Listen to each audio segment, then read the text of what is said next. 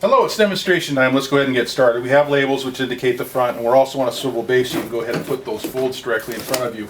We're going to go through a two-part process. We're going to set the box in the fixture, then press it down and make our folds. We've got a Costco style box here. Let's set it on top. To set it into the fixture, grab these folds here like this, pull them all the way up against these two pillars, and now you're set into the fixture, and now you can go ahead and press her down.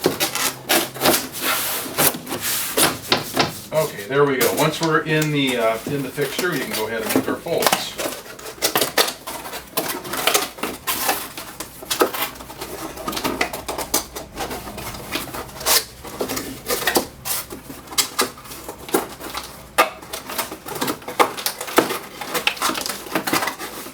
Okay, that's our first one. This is my first time folding these interior folds here, but you can see that a fixture makes it very nice to go ahead and keep everything in place for you. That's our first one. Let's flip her around here. Let's try this again. It'll get a little bit quicker.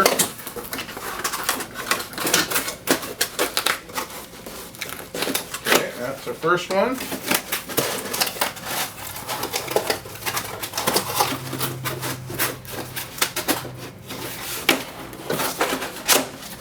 Second one.